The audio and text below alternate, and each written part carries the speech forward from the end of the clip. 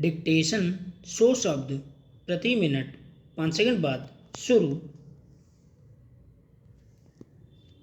शुरू। राजद्रोह कानून के अंतर्गत मुकदमे दर्ज करने पर रोक की अवधि सर्वोच्च न्यायालय ने बढ़ा दी है। सरकार ने संसद के शीतकालीन सत्र में इसकी समीक्षा कर कुछ उपाय निकालने का भरोसा दिलाया है। दरअसल सर्वोच्च न्यायालय ने इस साल मई में इस कानून के तहत मुकदमे दर्ज करने पर रोक लगा दी और सरकार से पूछा था कि ब्रिटिश कालीन इस कानून का क्या औचित्य है। सरकार की तरफ से कहा गया है कि राजद्रोह संबंधी गंभीर मामलों के खिलाफ मुकदमे दर्ज होने से नहीं रोका जा सकता और ऐसे अपराधों की जांच के लिए एक जिम्मेदार अधिकारी होना चाहिए। हालांकि जिस तरह अदालत में सरकार की तरफ से इस मामले में पक्ष रखा गया है, उससे लगता है कि इस कानून पर कोई लचीला रुख अपनाया जा सकता है। राजद्रोह कानून यानी भारतीय दंड संहिता की धारा 124A ब्रिटिश हुकूमत के दौरान विद्रोहियों पर अंकुश लगाने की नीयत से बनाई गई थी। उस वक्त इस कानून के तहत कई भारतीय स्वतंत्रता संग्राम सेनानियों को कारावास की सजा सुनाई गई थी। आज़ादी के बाद अनेक मौकों पर इस कानून के औचित्य को प्रश्नांकित करते हुए मांग उठी कि इसे समाप्त कर दिया जाना चाहिए, मगर किसी भी सरकार ने इसे हटाने पर विचार नहीं किया। पिछले 7-8 सालों में इस कानून के तहत अनेक बुद्धिजीवियों, सामाजिक कार्यकर्ताओं को जेल भेजा जा चुका है। इसलिए फिर से इस कानून के विरोध में आवाजें उठनी शुरू हो गई हैं।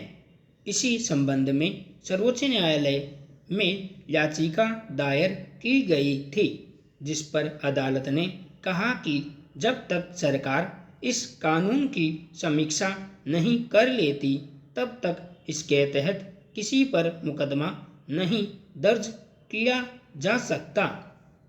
सरकार को इस संबंध में जवाब देना था, मगर उसने और मोहलत मांगी और फिर कानून पर रोक भी बढ़ गई।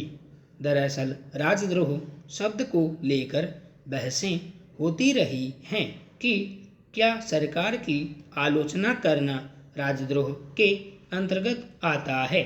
राजद्रोह का अर्थ तो समझ में आता है कि अगर कोई व्यक्ति राष्ट्र विरोधी गतिविधियों में शामिल है तो उसे दंडित किया जाना चाहिए, मगर एक लोकतांत्रिक व्यवस्था में राजद्रोह जैसे कानून की क्या जरूरत।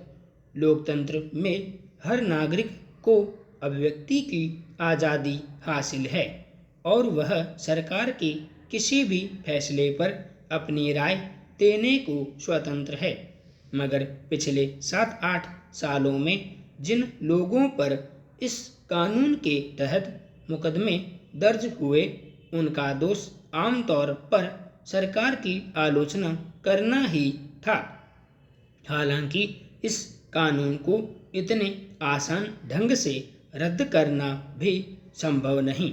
सरकार के खिलाफ साजिश रचने के मामले भी इस कानून के तहत आ सकते हैं। ऐसे मामलों को नज़रअंदाज नहीं किया जा सकता। वर्तमान सरकार और इससे पहले की सरकारें भी इसी पहलू के मद्देनज़र इस कानून को रद्द करने से बचती रही हैं। मगर यह कानून अगर किसी सरकार को यह छूट लेने दे पा रहा है कि वह अपने आलोचकों का मुंह बंद करने के लिए भी इसका इस्तेमाल कर सके तो इसकी समीक्षा की जरूरत स्वाभाविक है। सर्वोच्च न्यायालय ने सरकार से इसीलिए समीक्षा की बात कही है ताकि इस कानून में स्पष्ट हो सके कि सरकार की आलोचना करना और सरकार के खिलाफ साजिश रचना दोनों भिन्न बातें हैं। वर्तमान सरकार औपचारिक जमाने के बहुत सारे कानूनों को रद्द कर चुकी है, इसलिए उसे उम्मीद की जाती है कि इस कानून को भी व्यवहारिक रूप देने का प्रयास करेगी। इससे बड़ी विडंबना क्या होगी कि बलात्कार जैसे जघन्य अपराध की जांच में अपनाई जाने वाली जिस प्रक्रिया पर कई साल पहले प्रतिबंध लगाया जा चुका है वह अब तक चलन में रही और उसके आधार पर एक अदालत ने फैसला भी दिया। अब सुप्रीम कोर्ट ने उचित ही उस फैसले को पलटने के साथ साथ जांच की इस बेहद अवैज्ञानिक प्रक्रिया के खिलाफ एक बार फिर गहरी नाराजगी जाहिर की है। दरअसल झारखंड हाई कोर्ट ने एक मामले की सुनवाई के बाद अंगुलियों के जरिए बलात्कार की पुष्टि की जांच को आधार बनाकर हत्या और बलात्कार के आरोपी को बरी कर दिया था। अब सुप्रीम कोर्ट ने उसी मामले में आरोपी को दोषी घोषित किया और बलात्कार की पुष्टि के लिए अपनाई जाने वाली अवैज्ञानिक जांच प्रक्रिया पर पूरी तरह पाबंदी लगाने के साथ साथ इसे चिकित्सा पाठ्यक्रम तक से हटाने को कहा। हालांकि इससे पहले खुद सर्वोच्च न्यायालय ने 2013 में ही इस पद्धति को प्रतिबंधित करने का फैसला सुनाया था, मगर विचित्र है कि उसके बाद भी बलात्कार के अपराधों के मामले की पुष्टि के लिए वैसी जांच प्रक्रिया का सहारा लिया जाता रहा जिसका कोई वैज्ञानिक आधार नहीं है, बल्कि यह जांच एक तरह से पीड़ित महिला के खिलाफ दोहरा अपराध भी है।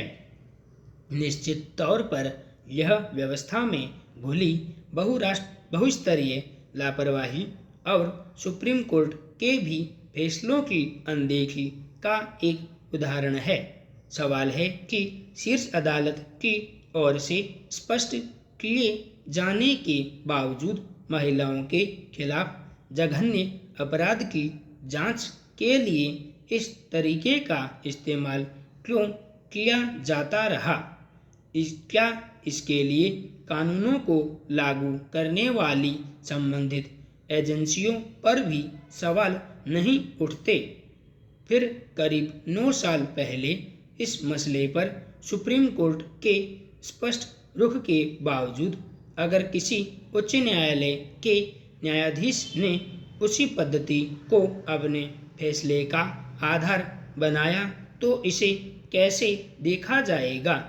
अगर प्रशासन से लेकर न्यायपालिका तक में इस स्तर की लापरवाही होती है तो अंदाजा लगाया जा सकता है कि समाज के भीतर ऐसे मामलों पर जागरूकता और संवेदनशीलता की क्या दशा होगी। क्या यह महिलाओं और उनके साथ बलात्कार जैसे सबसे गंभीर अपराधों को लेकर भी उस सामूहिक दृष्टि और मानस का नतीजा है जिसमें अधिकार और न्याय के सवाल हाशिए पर चले जाते हैं।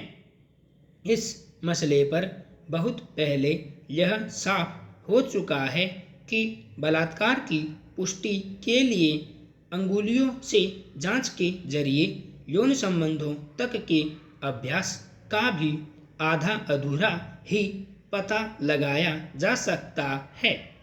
भारत सहित तमाम देशों में इस तरह की जांच पर पूरी तरह पाबंदी है।